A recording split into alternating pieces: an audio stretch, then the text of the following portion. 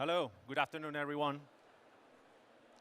Hi, my name is Fabio Lattanzio, and I'm here to talk to you about esports-based assessment. It's a pleasure to be here with you. Why we did build this? Because we asked ourselves, whoever said that at work we cannot have fun? Whoever said that we cannot evaluate skills when playing gaming? Well, my former boss did. That's why today at ManpowerGroup we decided to move to innovative workforce solutions that can allow us to get closer to the talent we need and to make this talent closer to the companies. My role at ManpowerGroup is to design solutions for our clients. And again, today we're talking about esports-based assessment that we developed using racing simulators. Let's see what it's about, and then I will tell you more of how we thought of it. Let's play the video.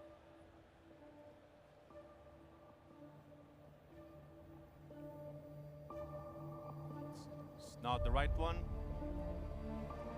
Planet Earth is Not the right hiring, one. and manpower is here to help. If you believe it is people that power economies and shape them, if you want to continue learning and power the building of a better world for our children and their children, then we need you. Sorry guys, it's not the right video. Whoever you are, a dreamer, a doer. All right. Okay. No video for now. All right, so this whole thing started with 3 questions. First, how can we see people's skills when they play and have fun? How can we leverage innovative and top-notch technology for the scope that we have? And what game and technology can be more appealing and effective to connect with people?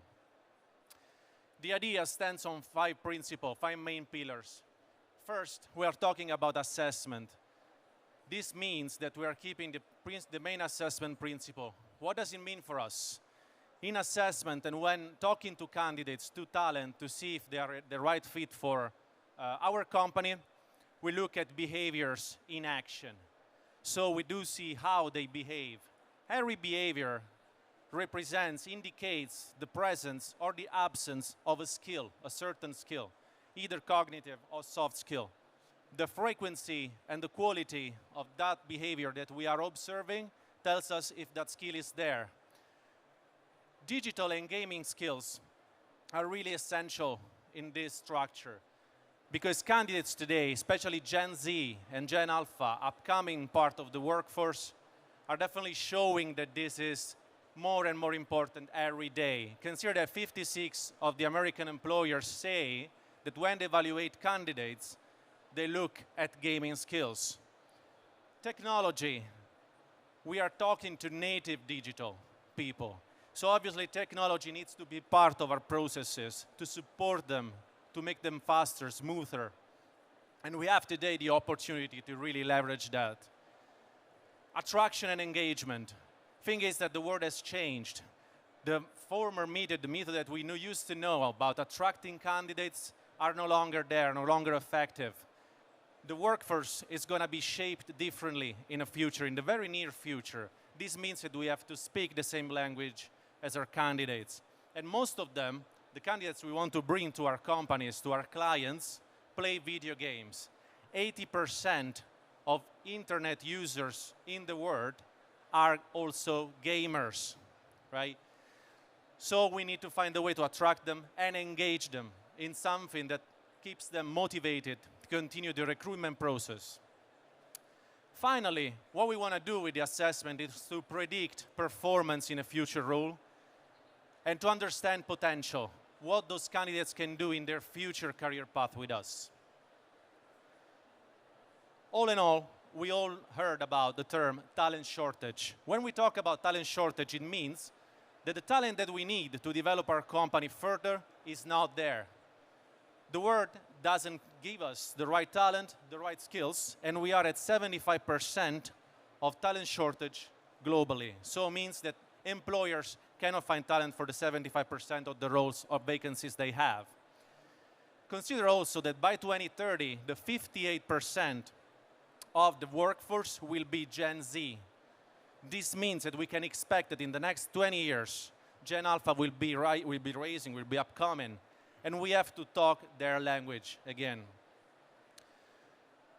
Through gaming, we can really unleash talent. Today, with a structured classic interview, we can evaluate and assess candidates for the 50% of chance to be successful and to be really predictive. We can increase the probability by 30% if we integrate gamified assessment into the recruitment process. As I mentioned, 80% of internet users worldwide play video games today. This means that those skills must be considered. Just to ask a question to all of you, I guess that you all are internet users. How many of you are gamers today? Not many. So and so, which makes sense, of course. But in the future, there are going to be more and more, of course, as soon as the generation comes up. It all started from 2020, because ManpowerGroup has always been close to the gaming industry. And consider that in 2020, we developed the Gaming Skills Translator. What is that? It's a tool where the candidates, where people actually, can add their experience in gaming, how much time they spent in that, how many games did they play, what skills they developed. The tool translates those skills, that gaming experience into skills they can add to their resume. And they can discuss about it with clients, with interviewers, with employers. And this is a great deal of a start because, of course, we are leading the way into making those skills actually effective in the world of work. Why then, in 2023, we started looking at esports-based assessment? I said a few things, but of course, this is a pathway that we led. Thanks to our partnership with PLB, a gaming hub that we have in Milan, we started looking at how to use the racing simulators to develop an assessment. First thing that we did is to try and understand if the scope that we had was actually resulting in an effective observation. So we built an assessment based on the racing simulator, and we saw that all the items were valid. The statistical validity was there, meaning that what we aimed to observe was actually observable. And this is a great start for assessors because we can understand that the test phases that we use were actually effective for the scope. The companies that tried it saw an increase in brand awareness and visibility. Why? Assessment itself shows candidate that the company is investing on him, on her. And this means that the company looks more innovative, especially if they are using innovative tools, and so they become more brand aware. It gets all a turnaround of good and positive vibes on the company. There is an interactive and immersive experience.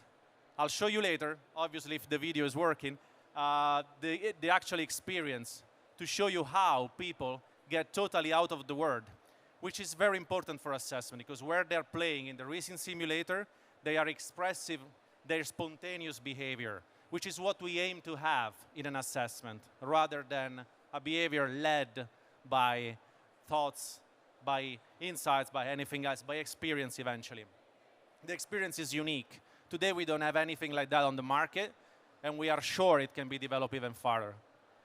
Skill set scalability. This is very important because we might object that obviously if we are observing skills using the racing simulators, those skills will be observable only on the racing simulator. That's not completely true. It means that in that assessment, that's true, but actually we developed same behaviors on a scalable skill set, which can be replicated on other video games or esports, which makes it really sustainable for all companies and all industries. What do we get out of it? Not only we get, obviously, a full competency profile of the candidates, of the talent we are assessing, but we have insights that gaming is providing into stress management and resilience. I can assure you that when you're in the racing simulators, those are really touch points. We embrace diversity through gaming. The game the video game, on the racing simulator, this assessment is genderless. It's got no geographical boundaries. There are no evidences of different performances between male and females, which makes it very inclusive as well, and fosters a diverse gaming community. We have a team dynamics focus. Although the racing simulator is for individual performance, the way that the assessment is built, and I will show you in a bit, actually helps us understand how the team is built and how it's driven towards success. And we get a lot of data. We get data-driven performance metrics that are obviously coming from the observation of the assessors, as well from the racing simulator computing as well. Those data can help understand who's the candidate more suitable for the role, but also to build a customized and tailor-made career path for our candidates. About the method, already in 2025, World Economic Forum said that there will be 4 categories of soft skills central in evaluation of candidates: problem solving, self-management, teamwork, and technology development.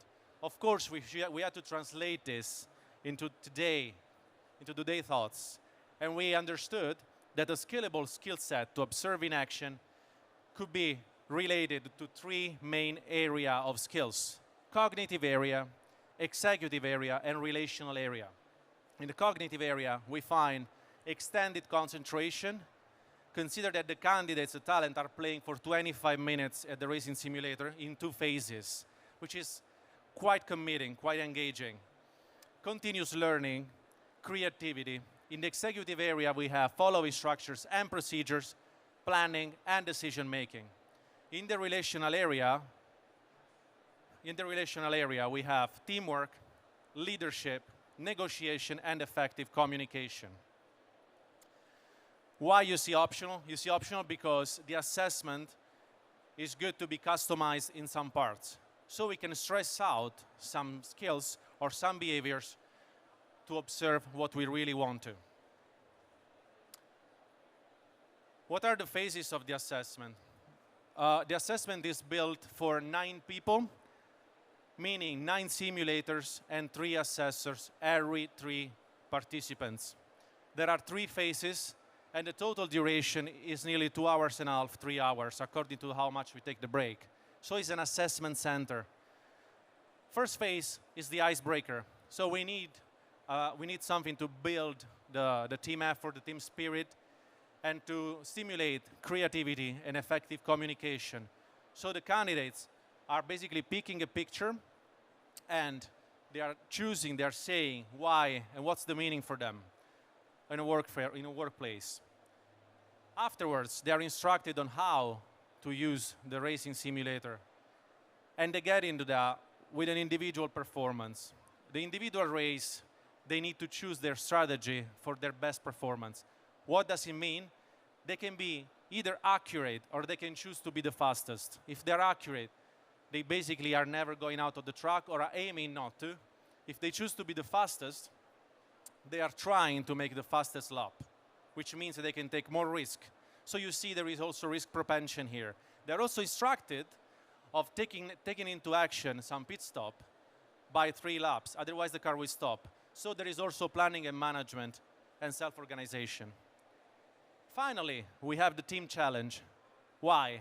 We have it because there are roles, and candidate will have to discuss, to negotiate who is going to take what role.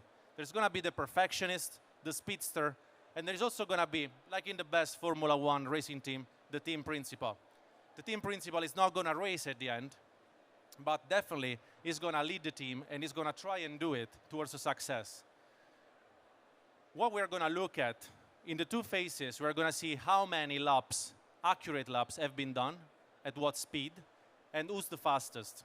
We're going to have a ranking, and then we're going to match it with the results, with the performance of the team principal. How is this performance calculated?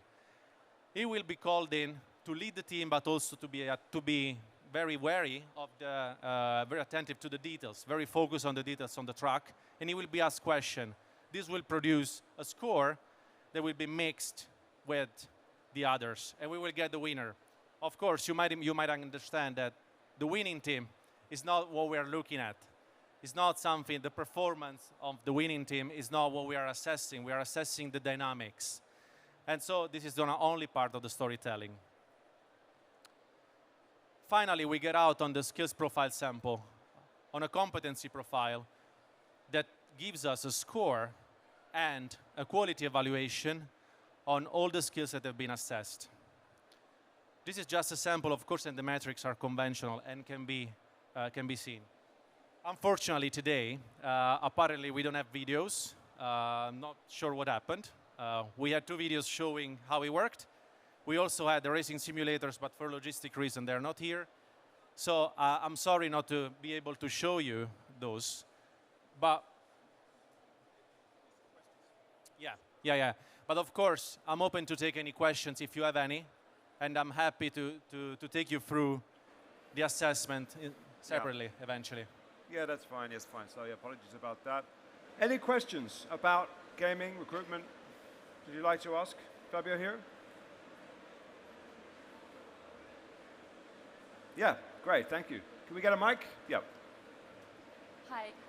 I wonder because when we talk about for Gen Zs and even Gen Alpha, there are more and more gamers, but also they are always part of people who don't really game a lot, or they have less experience on that.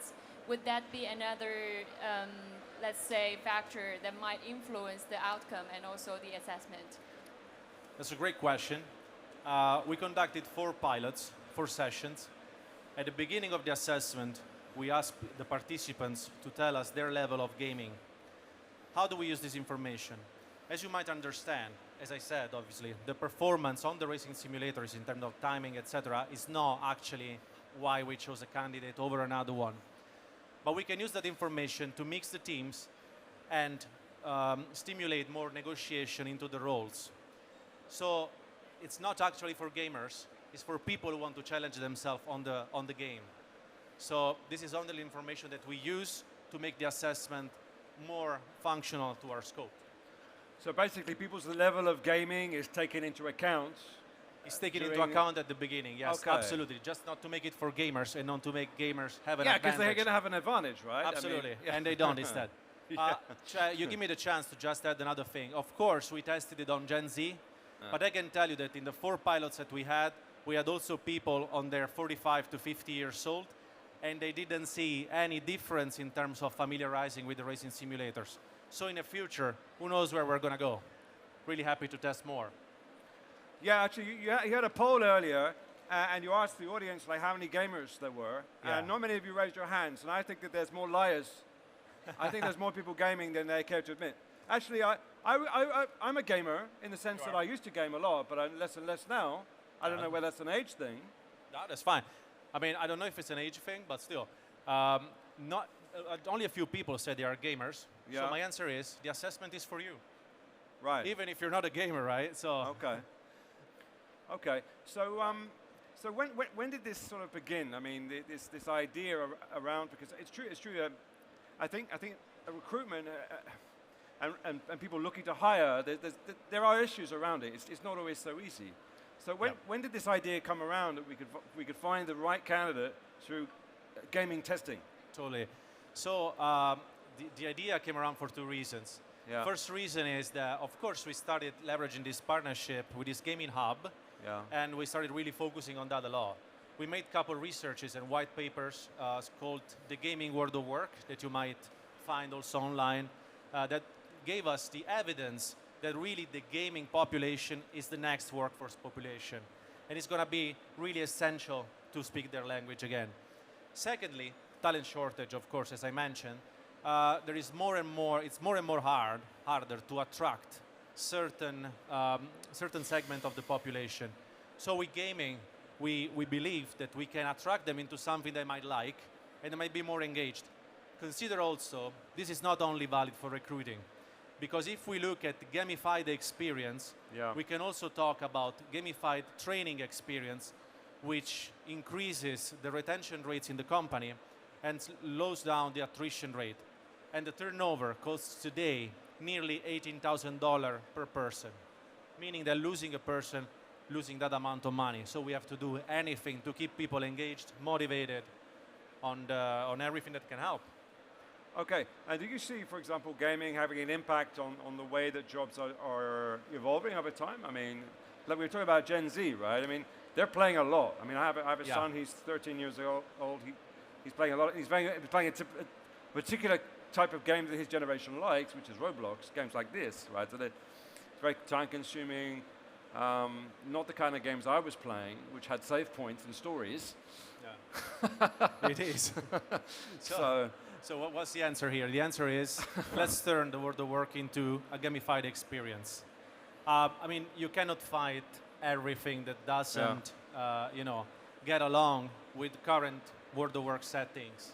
You need to find a way of a compromise, and probably gamifying the experiences at work makes it closer to that generation who really spends a lot of time gaming. Okay. Any questions at all from anyone? We do, yes. Perfect. Yes, could you show us that slide that you were showing earlier that was detailing the different skills that you can assess through the simulation? And maybe run us through how you do that assessment? Yeah, that's right, yeah. That one? This one? Yeah. So this one is a sample of a competency profile that we built.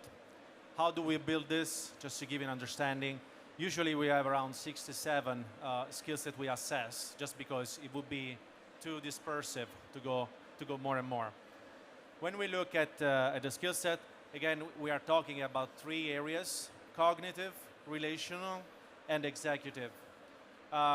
Here you can see that we chose to use a metric which is 0, 1, 2, so low, medium, high, which is conventional. You can even go on a Likert scale on 1 to 5, absolutely. And what we do, we choose a definition, and for each skill, we define what are the behavioral indicators. So when people are playing in the racing simulator, what actual behavior we can observe. Because when the assessor is there, he's going to see if that behavior is present, he's going to report it into a scheme, and that scheme is going to be referred to the skill set. Out of that comes up an evaluation. So you see, follow structures and procedures, because they are given instructions all the time on what to do. Planning and decision making, they have something unexpected, and they have to try and plan their strategy over the 2 stages of 10 minutes to make that achieved. Continuous learning, because we look at the progresses in the performance and if they choose actually a strategy. Extended concentration, attention to details. Well, this is very valid for the team principle, but I can assure you that being 25 minutes on the racing simulator is quite exhausting. So you really need to be concentrated, and you also have your headset on. And the other one is like teamwork, cooperation, because they are using a team strategy, negotiation where they choose the role, effective communication all over, honestly, and leadership exemplarity, because they have to lead the way on the 2 pilots. You know, there are several dynamics that we can stimulate. We can also make it with assigned leader, so we can manipulate a little bit to make something be stressed out. So right. So there's some games that we can test people on in order to see if they've really got the right skills for that particular skill set, right? Yeah. So basically, there is this. There is actually a machine, a racing simulator, in there, okay. And they're there in 2 phases. Yeah. And they have a goal to make their best effort, to give the best performance. The assessor is there. He observes it. Yeah. And he reports into a competency profile how they did. Yeah, because you've got puzzle games where people are solving problems. You've got other games around absolutely. dexterity and I like this idea of stress, right? So under pressure. A lot of stress. Definitely more than the one I am in now, right? It's okay. It's fine. It's fine. You're doing very well. For someone who lost 2 videos, not bad. They're normally very good. Any more questions? Yeah. Do we have? Thank you, Malu. Yeah. Hi. Thank you very much for the presentation. Basically, I want to ask about how to call it non-neurotypic people. For example, I'm a person with ADHD, and when I was doing tests to be diagnosed, basically what I had to do is like sitting in front of a computer for 20 minutes and clicking a button in a certain moment. and it was very, very hard for me. Yeah, and I failed this test. It was like I was always losing concentration. So for 20 minutes? Yeah, for 20 minutes. But the thing is that I'm 40 years old and I'm handling somehow my life, you know. So I was being able to develop my career, you know, and do my daily tasks efficiently. Maybe I'm not doing them in, you know, one attempt. Yeah, so I'm like doing things for 5 minutes and I switch, then I'm coming back. Yeah. But still, I taught myself how to make those tasks. And in this situation, it might be impossible to basically show that you are capable to do work, even though you're struggling with concentration, right? Okay. Or some other so cases. if I understand, so the question is basically how does these kind of tests address people with conditions such as HCE or Yes. dyspraxia or things like Yeah. that? Yes, yes. Right. I understand the point. I mean, yeah. I know the situation you're in. I Yeah. understand that. I have to tell you that obviously when we choose what assessment tool to use and what evaluation recruitment process, we also choose it looking at the participants, who the candidates are. So we're talking about very sensible topic here. And of course, we might take it into account. This doesn't mean that people who have difficulty or troubles being part of the assessment are going to be excluded from the recruitment process. Absolutely not. But this is something we will take into account to make you feel you in general, you know, into your maximum comfort. I understand your point, of course. You cannot stand 25 minutes. You might do the first. It was about you losing good candidate because Yes. that But person that- could not handle this Get it, I assessment. get it. Yeah, But that's so the it's- thing. We are not going to lose it because if we know the condition, if we know the situation, we're going to find another way to have you show your talent and your potential. This is something we are really focused on, and this is going to be in our side, absolutely. But thanks for the question. because if you put me in one of those driving games, I'm going to crash the car straight away, right? Totally, absolutely. All right. I always hated those. Street Right. Fighter, on the other hand, that's going to work. All right, one more question. We have 1 more minute left. Okay, one more over here. Malu, just behind you. Yeah. Yeah, sorry. I'm curious about the choice you made about the simulator. It's like a... Speak into the mic. Sorry, really, is it really- better right now? Yeah, better, yeah. I'm curious about the choice you made about, like, you choose to, you choose to use a simulator. So I think it's costly, heavy, complex to put in place. Like you could use a board game, right? So I'm curious to know why you chose that. Okay, so why use video games and why not board games? No, well, I think that he's talking about the racing simulator itself because I guess that you know what it is. You know that it's very heavy. Actually, we brought it in Paris just yesterday. We have it in our headquarters. And I can assure you that what you're saying is actually true. It's very costly. What I can say is we chose it because we had the opportunity to do that. But we are already looking at a way to scale it with much faster situation. That gave us the opportunity to reproduce some dynamics. That's why we chose it at the beginning. But again, the skill set is scalable, and we are going to replicate it on other sports, on other video games, for sure. But really great point. Okay, we got to stop it there. We're out of time. You see, we did it. All right. Excellent. Fabio from Manpower. Thanks, everyone. Have a good day. Cheers, man. Thank you very much. Yes, all right, I got it.